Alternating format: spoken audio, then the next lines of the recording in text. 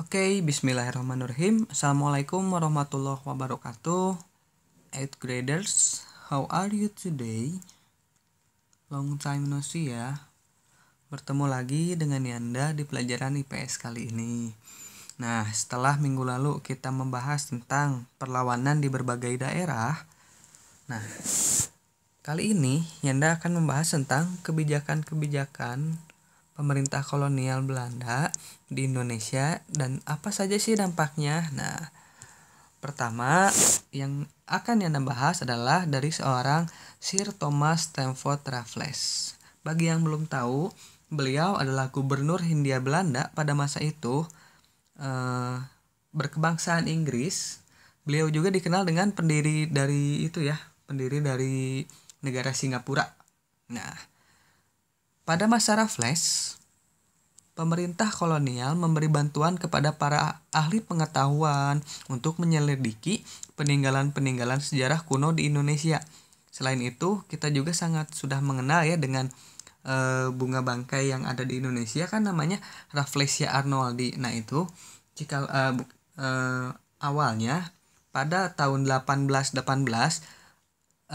Sir Thomas Stamford Raffles melakukan ekspedisi di daerah Bengkulu bersama rekannya yang bernama Arnoldii. Nah, di situ mereka mempublikasikan bunga bangkai dengan nama Rafflesia arnoldii ya. Begitu. Ini dari Sir Thomas Stamford Raffles. Nah, selanjutnya ada juga dari Ratu Wilhelmina. Ratu Wilhelmina ini adalah seorang istri dari Trias van Deventer. Nah, Ratu Wilhelmina ini seorang ratu berkebangsaan Belanda pada masa itu. Dia tuh merasa terpanggil moralnya bahwa kaum Belanda itu ternyata memiliki balas budi, perlu melakukan balas budi terhadap kaum pribumi, sehingga Ratu Wilhelmina bersama Van Deventer melakukan kebijakan politik etis yang sudah kita pelajari ya sering, baik di IPS atau di PPKN. Kita sudah sering mempelajari tentang politik etis. Politik etis itu ada 3 kan ya, ada irigasi, ada imigrasi, dan edukasi.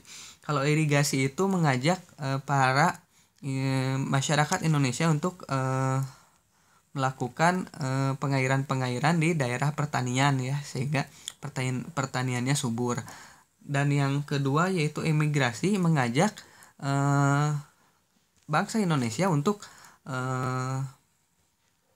melakukan transmigrasi agar persebaran penduduknya merata. Tuh, pada zaman itu Ratu Wilhelmina juga sudah bisa mendeteksi sebenarnya salah satu masalah Indonesia itu adalah persebaran penduduk yang tidak merata gitu ya. Sehingga politik etisnya membahas tentang emigrasi atau mengajak masyarakat Indonesia untuk segera melakukan transmigrasi ya. Yang terakhir adalah edukasi. Nah, ini yang paling penting karena dari pendidikan inilah pergerakan-pergerakan dan kaum-kaum terpelajar di Indonesia itu dapat bermunculan ya. Yang ulangi ya, Ratu Wilhelmina itu menuangkan kebijakan politik etis ya. Ada tiga, irigasi, imigrasi, dan edukasi. Selanjutnya, kedatangan bangsa Barat ke Indonesia berpengaruh pada kekuasaan para penguasa lokal. Pemerintah kolonial tidak jarang secara langsung mencampuri urusan suatu daerah. Ini foto dari seorang Herman Willem Daendels ya, yang sangat kita kenal dengan Tuanku Mas Galak ya, dengan kepemimpinannya yang sangat tegas ya. Kita bahas satu-satu. Pada masa Herman Willem Daendels dikenal dengan sistem kerja rodi ya. Kerja rodi itu yang waktu Herman Willem Daendels membuat jalan raya pos sepanjang 1.100 km dari Anyer sampai Panarukan. Kalian bayangin ya, sepanjang Pulau Jawa dibuat jalan raya pos. Yang kedua, pada masa Sir Thomas Stamford Raffles menerapkan kebijakan ekonomi liberal.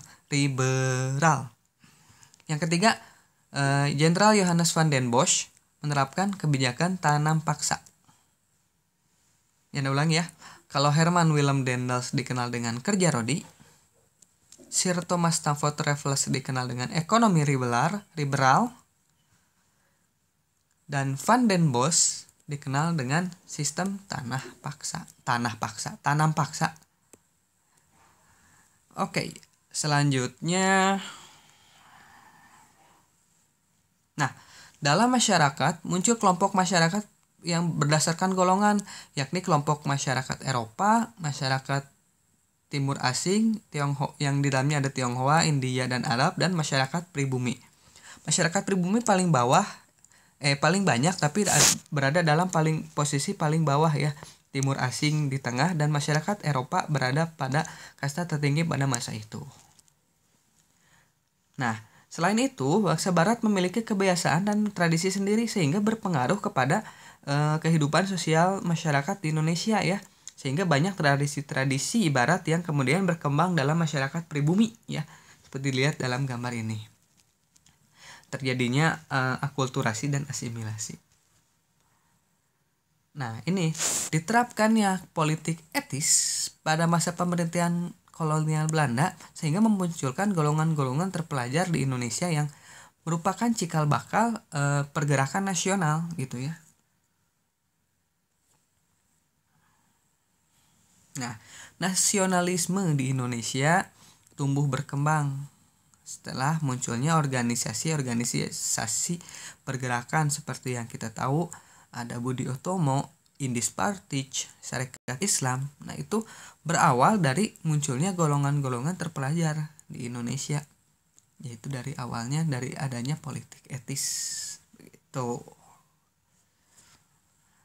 Nah, beberapa faktor pembentuk kesadaran nasional yaitu adanya pengaruh perluasan kolonialisme Barat, pengaruh pendidikan Barat, dan pengaruh perkembangan pendidikan Islam. Nah, pihak-pihak yang berperan dalam proses pembentuknya kesadaran nasional yaitu ada 3. Ada peranan kaum terpelajar, kaum profesional, dan peranan pers tentu saja. Nah, untuk materi kali ini Yanda cukupkan sekian dulu aja. Yanda sengaja menyampaikannya dikit-dikit ya biar dapat dipahami oleh kalian. Nah, dalam rangka persiapan kalian dalam persiapan PAT, Yanda harapkan kalian sangat pahami materi ini ya. Dimulai dari latar belakangnya kedatangan Barat, terus pembahasan tentang VOC, terus perlawanan dari berbagai daerah, dan juga ini dampak-dampak kolonialisme, kebijakan kolonialisme di Indonesia. Oke.